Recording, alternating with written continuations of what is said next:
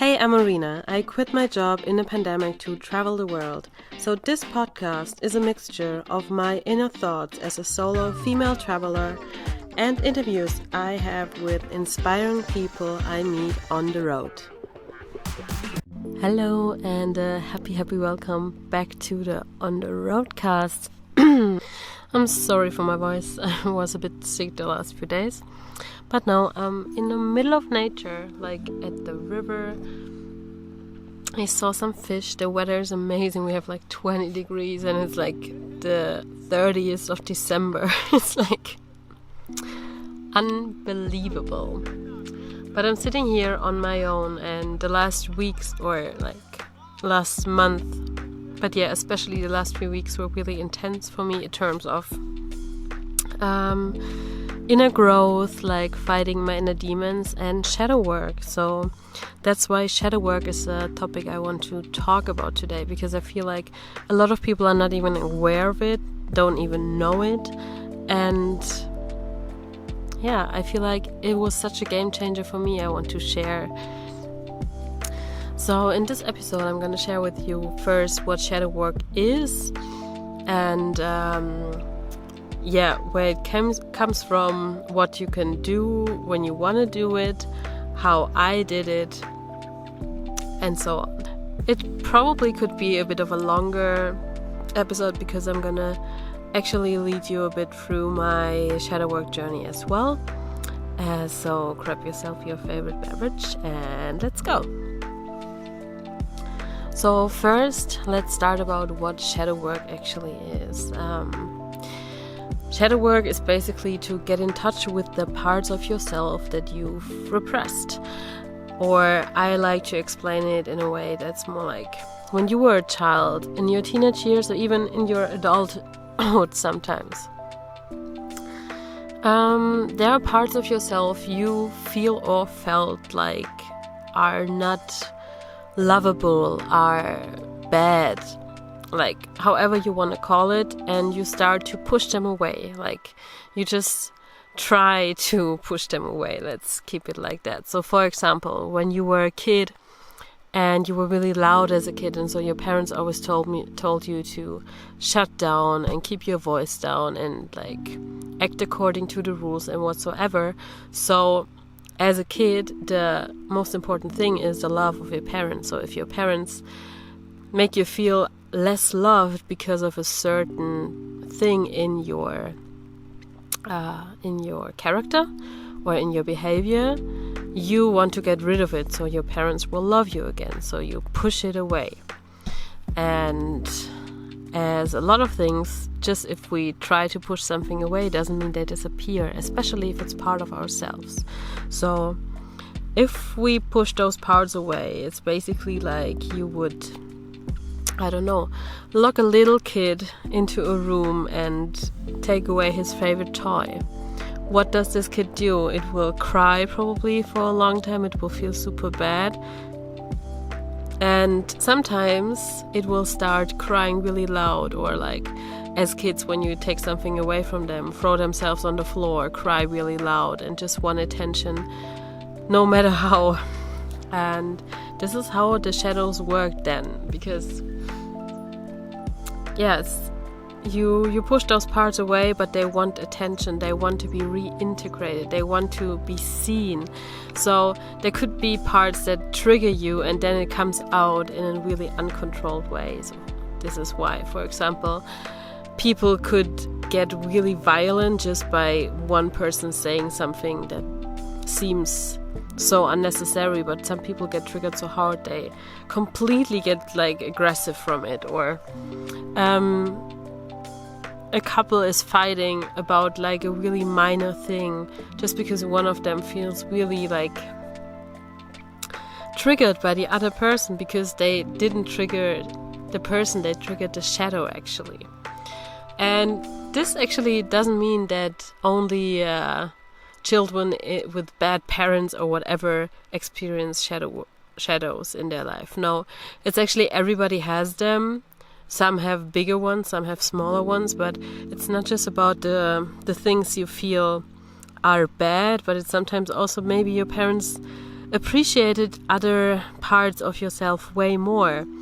And so the parts that never were really appreciated for you may seem like they are less lovable as well. And yeah, so that way, and it doesn't always have to be your parents, to be honest. For example, it could be that in school, for example, you do something the other kids don't like, and that way you realize, oh, maybe that's not something I should do. Maybe this is wrong. Maybe this is not how people should behave. And you change your behavior, you change your character, you push those parts of yourselves away. And every time you suppress those feelings, because of course it's going to become a self-fulfilling prophecy once it's starting, your shadow will grow and grow and grow. And it's those feelings, sometimes you act in a certain way without being able to control it. You're just in like this emergency state. Yeah, like you just see red, or sometimes you don't know why you fight with somebody over something, because you don't really realize that this is your shadow actually being triggered. I hope all of this makes sense, by the way. Yeah, so this is like the basic of where shadows come from. And shadow work basically deals with how you can reintegrate those shadows. And just a disclaimer, which is really important to me, shadow work does not mean that you have to be fixed, because you don't have to be fixed. You are already everything you need to be. You're already complete. You're already wonderful. And that is really something that's important to know. Like, there's nothing to be fixed. You're already amazing the way you are. Shadow work is just about reintegrating parts of yourself that you lost on the way, and just make you feel more complete again, make you feel like the completed version of yourself you have been already, like you've been all along. Just get you back into a balance, into a harmony with yourself, so you don't feel like incompleteness because there are parts that are not really part of yourself anymore, but they used to be. So shadow work is basically to bring light into these dark parts of yourself, or the parts you thought were dark, and just get them back into your life, integrate them in a healthy way, so you can just love and accept every little part of you, no matter what it is. Yes. So to maybe make it a little bit clearer, I'm going to take you along my shadow work journey. So I think the first time I got in contact with shadow work was about 1.5 years ago, and there was a girl I followed on Instagram called Chris the Lioness, and she first time started talking about shadow work, and I found it really interesting. So I followed her, I followed everything she did, and then she announced that she's gonna launch a course about shadow work, and I definitely bought it right away. Also, I bought a course I also bought the book by a German author called Stefanie Stahl, Das Kind in dir muss Heimat finden, or I think in English the title is called Your Inner Child, because that's like a synonym of shadow work. It's healing your inner child, because you can also see it it's this inner child that is hurt of you, and it's still inside of you crying because you've abandoned it, like a child would cry if his family abandoned it. And it's about showing this inner child love, showing it that it's fine the way it is, feeling giving it so much love that it will be loved again, and it can be a happy child again. So I bought those two things, and I did nothing with it. As bad as it sounds, but I did nothing with it. Because of course life happened and so much other things, and I thought during winter time I'm gonna be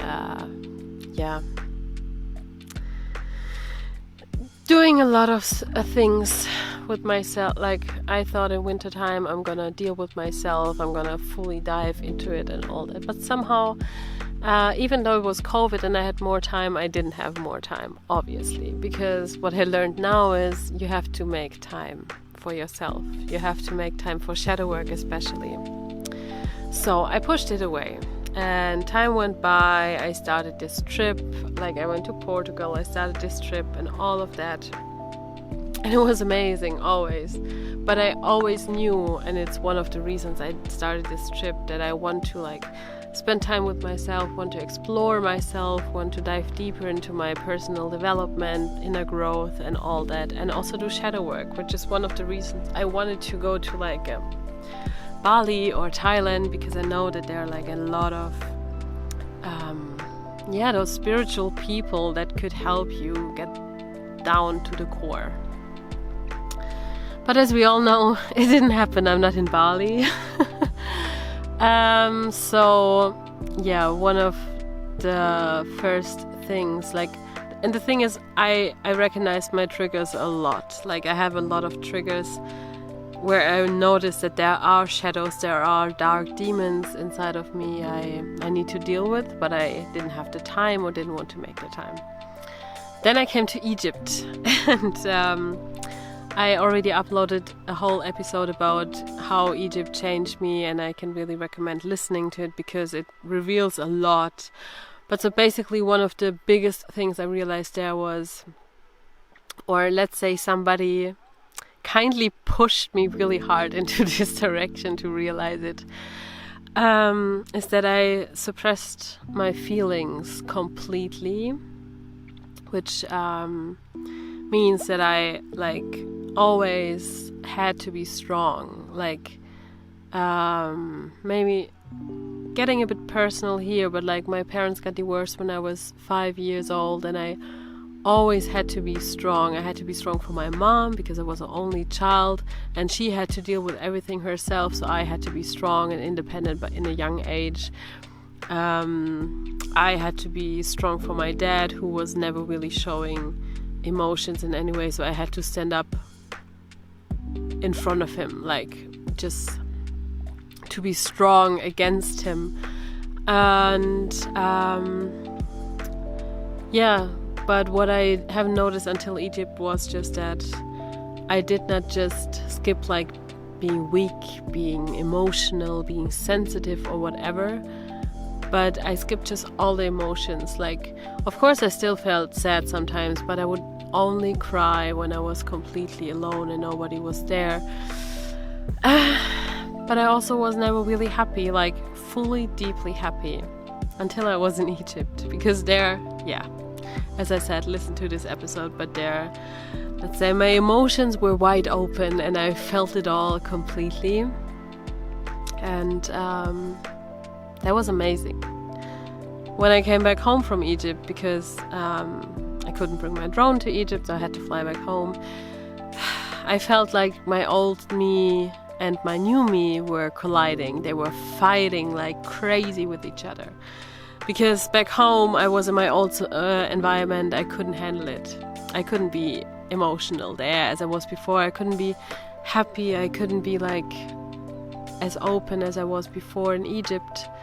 So the only thing that came to mind was I have to book a flight. So I looked for the cheapest flights. Actually, a friend of mine, Kasia, told me to go to Greece, and that's what I did. I booked a cheap flight. I missed my flight because of German train connections and took another one there. And I didn't really have a plan. I was a bit lost during that time, because usually I always have a plan. This time I didn't. And then I got told like, hey Marina, didn't you buy this course a year ago you never did about shadow work? And I was like, yes, that's true. So maybe now it's the time to do that. So I booked myself 2 Airbnbs for a week, and where I completely self-isolated myself. So I booked Airbnbs with a kitchen, so I could like go grocery shopping, and if I don't want to, I was not in need to leave this place. It was, both of the places were super close to the beach, because the ocean always, I don't know, it always calms me down, like water in general, always grounds me a lot and gives me a good feeling whenever I feel down. So that was really important for me. And during this week, I planned to completely, fully deep dive into shadow work. And yeah, that's what I did. I started to do the online course about shadow work, and parallel, I was listening to the audiobook of Stefanie Stahl. And the thing is, in both the online course and the audiobook, you have exercises you need to do. And the reason I didn't do it a year ago was because I wasn't ready. I looked into it, but then it came to the exercise and I was like, nah, I didn't feel like it. But this time I was really committed, so I did all the exercises. And I can tell you that exercises do make a big difference in understanding and actually, sitting down with a piece of paper and a pen and writing it down. It makes a big difference. So that's what I did. And that's maybe another thing like about shadow work. It all sounds nice. Like, you reintegrate everything in yourself. You love yourself. It sounds positive, and it is. But one thing you should not forget is it is fucking hard. It gets super emotional because in order to heal those wounds you have inside of you, in your soul, you have to feel it again. You have to feel the pain again. You have to discover it again. And there could be some things coming up that are fucking hard. Like, there are reasons why you push them away. Because usually you push things away because they cause you pain. They cause you a lot of emotional pain, sometimes even physical pain. And so be aware that once you start this journey, you may discover things that are quite traumatic. And I know that not everybody could do this by themselves, and I cannot recommend it to do it by yourself if you don't feel stable for that. For me, it was the perfect way, but of course you can always reach out to a coach, to a therapist, even to a friend. But just if you don't want to do it alone, don't do it alone. And but the other thing is, you can get as much help as you want, which is totally fine, but in the end you are the person that has to do it, because those are your scars, those are your wounds. It's your inner child that needs to be loved by yourself. So during this 1 week of self-isolation, I discovered a lot. Some things I already knew before, but also a lot of other things. And I learned, for example, how to spot my shadows. Like, a lot of times, for example, when you feel emotionally triggered by certain things other people say or do, this could be a shadow. For example, if you have some repressed anger, guilt, or shame, somebody, I don't know. For example, there's a person that lives super freely and says whatever they feel like, don't really give a shit about what other people are saying, and just live exactly the life they want to live and be whoever they want to be. And there are some people that feel completely triggered by them. And the reason for that could be, for example, that they put a lot of energy into being this perfect person that never is too loud, never is too much, never is too whatever, never wants to like be a burden for anyone, got always told that it's not good to be the way they were. So this is one of the things you may find as a trigger, like when you are getting really emotionally triggered by the behavior or the words somebody else is saying in a negative way. This might be a trigger you have in yourself. And the thing is, finding your shadows is not always easy. It's not just you walk around like, oh, there's a shadow, there's a shadow, there's a shadow. It's more like sometimes it's different layers you have to overcome to actually find out where this shadow is coming from and what's the cause of it. But yeah, also in general, triggers, like whenever you feel like, oh my god, there's like, for example, I don't know, you get like it feels like your throat is, how to say that, closed, like you want to express something but you cannot, it feels like blocked, or you have like this weird this pressure in yourself, this tension in certain situations where you feel like you want to do something else but you kind of get controlled by something else when your shadow is taking over, because your shadow wants to avoid another pain. And this could be another trigger, like just be open about triggers you have in your life, what makes you feel a certain way, what makes you act a certain way. And then on the other side, there's always the shadows, but then there's the higher self. The higher self is kind of the version of yourself that is already there and which is the fully integrated part of yourself. And that could be, for example, when you see other people around you admire, like watch around, what characteristics, what behaviors, what like character traits do you admire in other people? What would you like to be? Those are probably parts that are already in there, already in you, and you just haven't allowed yourself to fully be that yet. So just keep that in mind. Yeah. And also when you find out what your shadows are, this can be quite overwhelming. And it's really important that you don't shame yourself for that. Instead, you have to love those shadows, accept them, understand them, but really like fill them with love, because they are part of yourself, and the only reason why those shadows exist is because they want to protect you from pain. They never had something bad in mind, and they never wanted to hurt you. Just the opposite, they want to like avoid pain of you, even if that sometimes means they put pain on others, but they just want to protect you, and that is the only reason shadows exist. And that being said, there was one thing I realized which changed a lot for me actually, and that was like in the course at one point she said that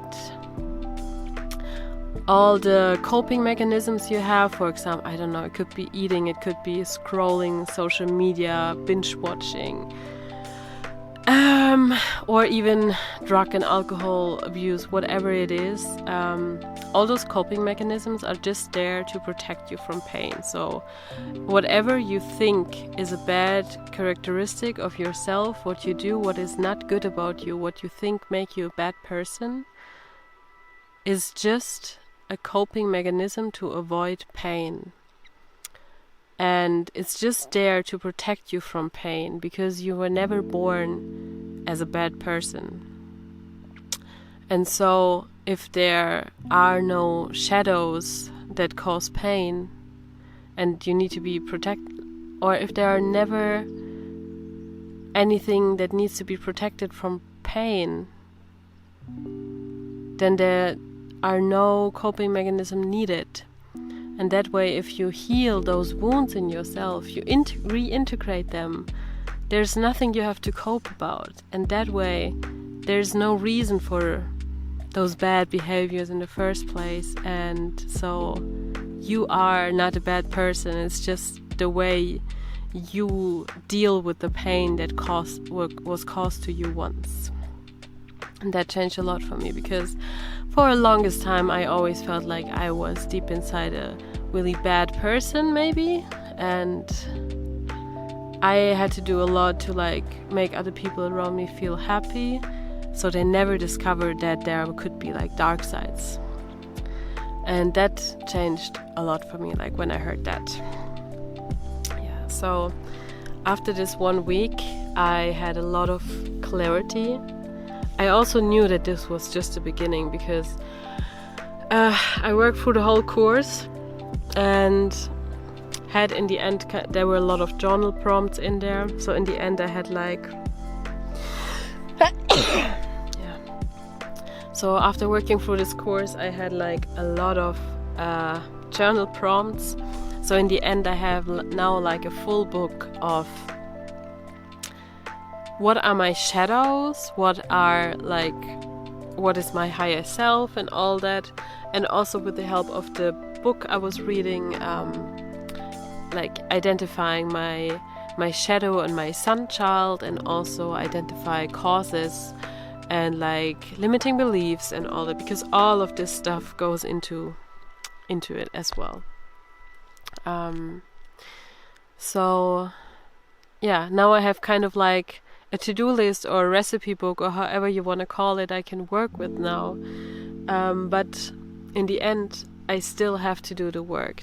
It was amazing to take all this time for myself. It was hard also to be in self-isolation all the time because I'm quite a social person. But it was really helpful for me to realize a lot of things. But my journey is not over yet, because that was now 3 months ago. After Greece, in Greece, I went into hostel life again, and in Spain I continued, and I got a bit lost, but I think I needed that as well. After this intense emotional time, I just got lost. I partied, I met a lot of people, but